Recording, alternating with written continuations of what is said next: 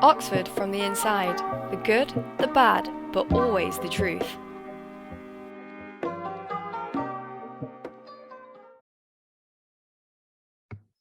Hi everyone, this is Ian. Welcome to this episode of Oxford from Inside, the good, the bad, but always the truth. Today we have my friend Jurin as our guest. Would you like to introduce yourself first?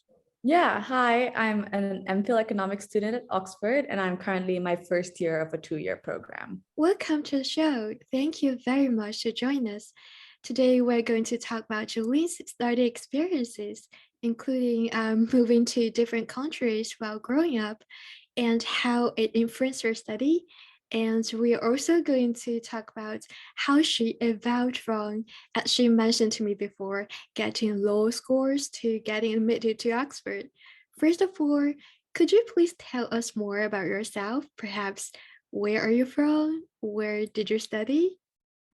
Yeah, I'm half Japanese, half Filipina, but I grew up in South Asia, so like Sri Lanka, Bangladesh, and India. And then I went to St. Andrews, which is up in Scotland, to do my undergrad. And then I'm now here in Oxford to do a master's.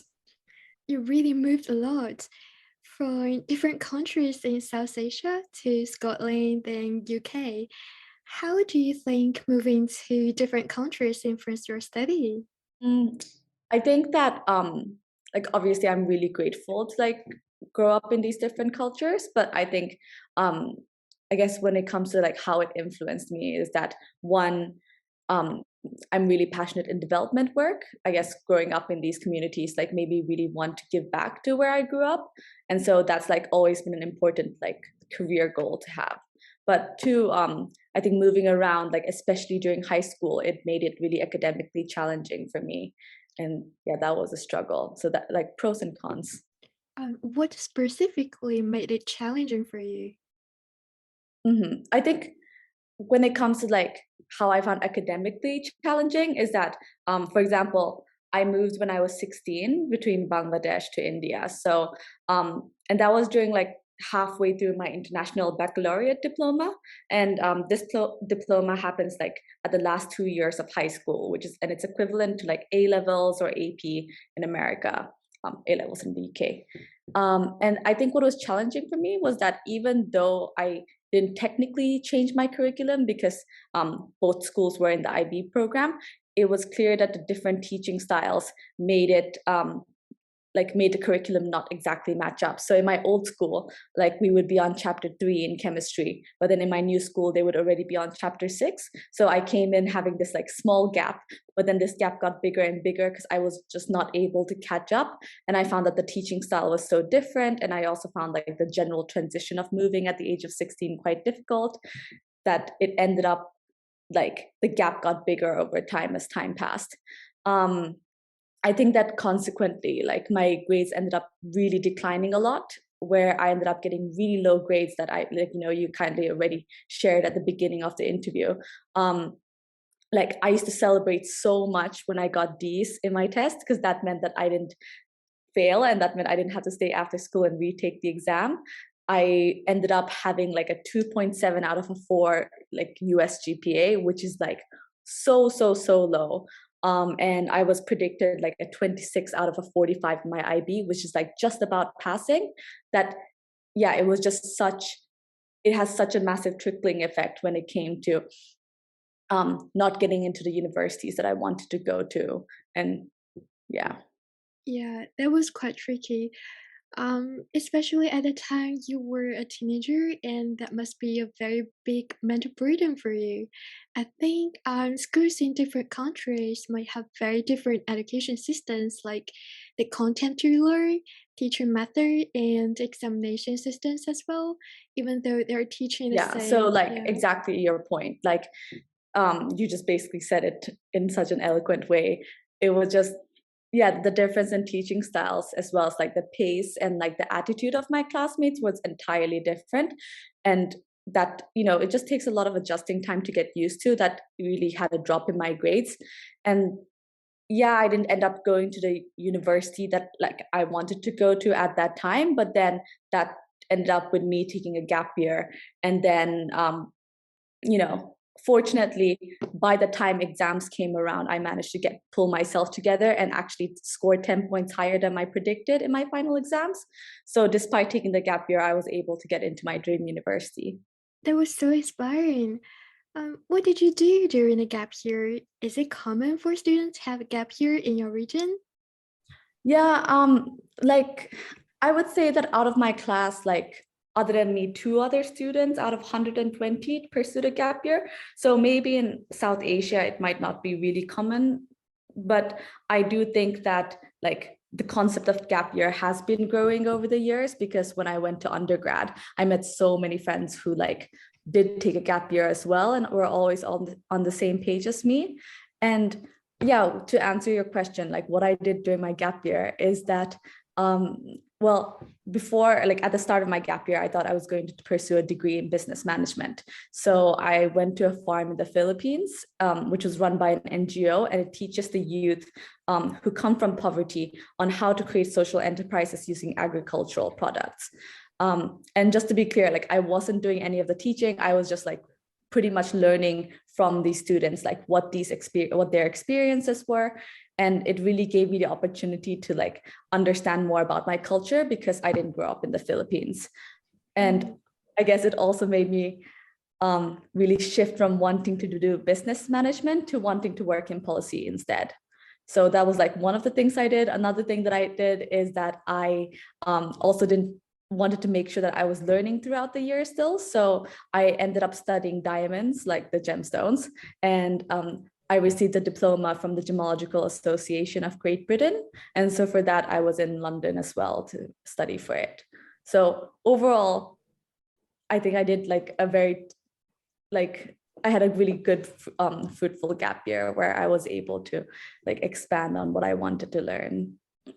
And yeah, I applied to St. Andrews after that. Yeah, and like, if it wasn't for my gap year, I wouldn't have learned about St. Andrews and I wouldn't have applied. So the really great outcome is that I was able to like go to St. Andrews in my undergrad and then come to Oxford. Thank you so much for sharing your experiences about your gap year. That was wonderful. I think sometimes we need some breaks to reset ourselves and think about what we really want to do. After you came back to school, you really made huge progress, right?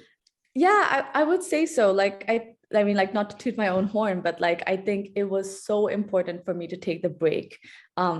Just because like I needed to take a break away from the path that society tells us to pursue.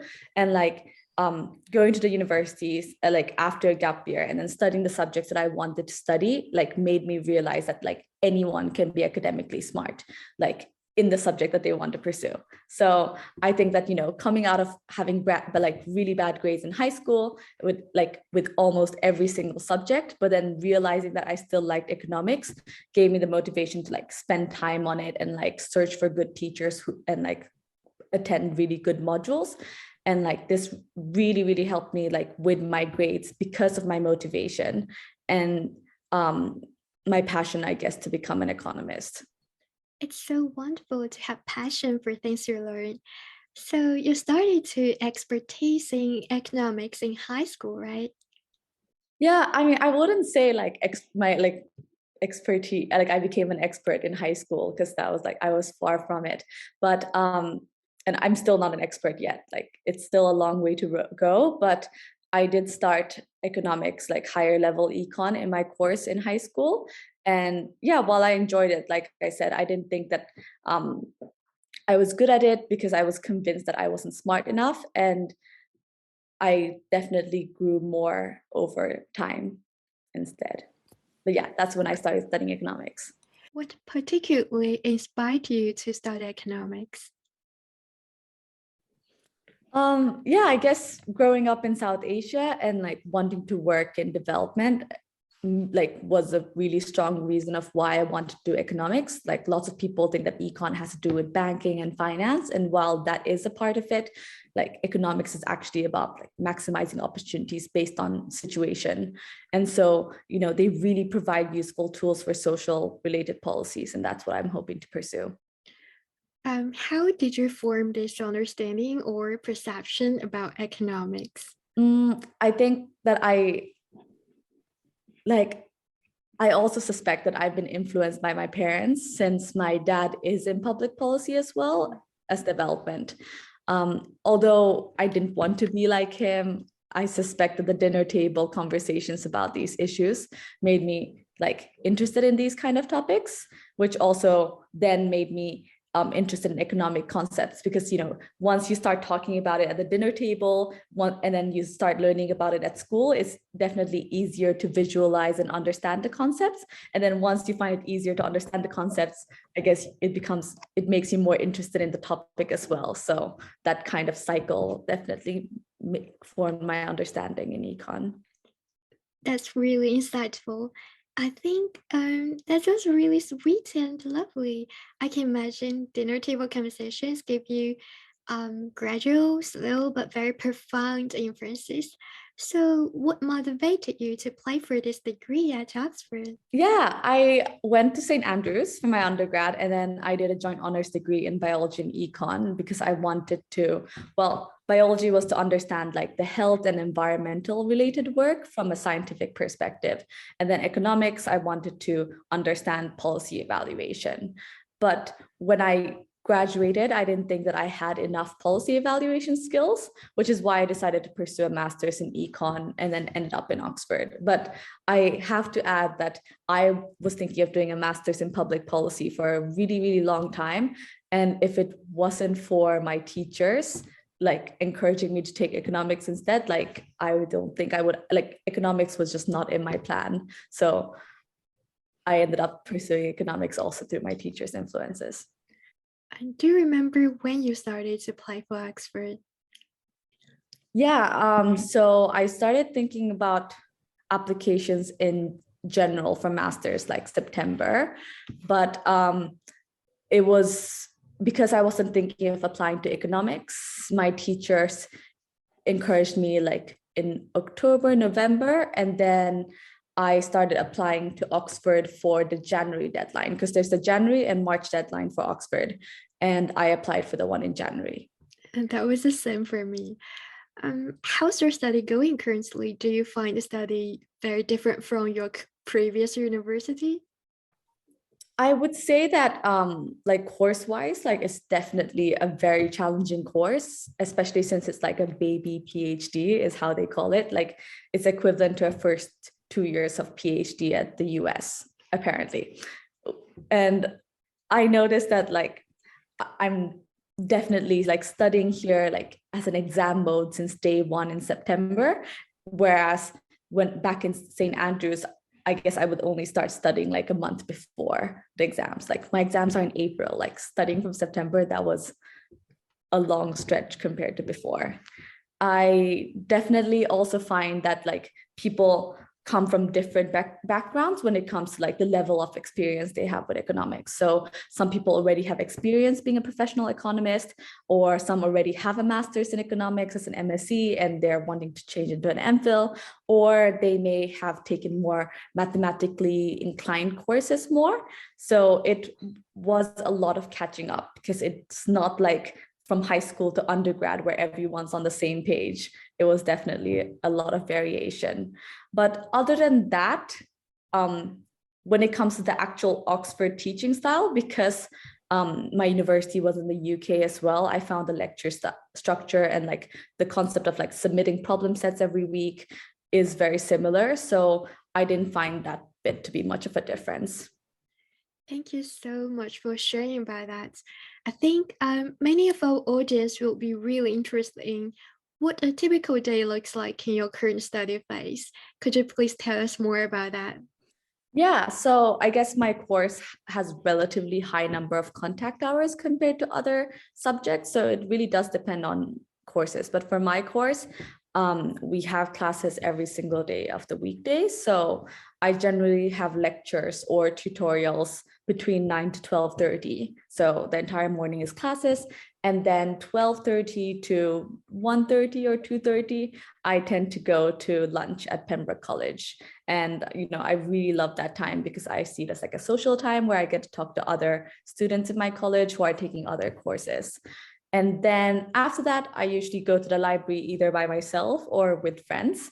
and that's from until like 5 or 6. And then sometimes we usually go out for dinner, or I go home and have like a relaxing evening where I cook for myself and I have a spa day sort of thing. And I generally take weekends off where I sleep or I meet up with friends. Sounds you enjoyed it a lot. Yeah, I am enjoying it here. I don't think your day's so stressing or rigid. It's kind of flexible and well structured. Yeah, Um, I think, yeah, I try to like check out different libraries every single day and like go into new places. Like there is some structure, but I try to be a little less rigid than usual. it has been over 1 year since you applied for economics at Oxford.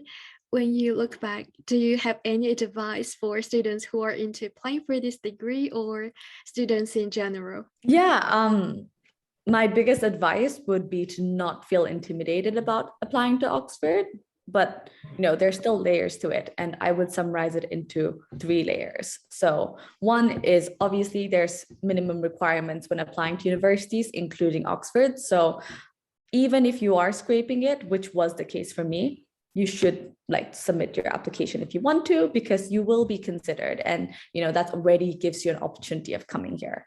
And number two, which is actually what's more important, is proving that you have a genuine motivation for coming here and actually pursuing the course that you want to study. So this actually wouldn't be a problem for you if you do have genuine motivation for your course, because you would have already studied it like academically and or like pursued extracurricular activities that would have complemented your learning for the course, whether it be like RA-ships or internships or joining extracurriculars like student societies that are related to the subject that you want to pursue.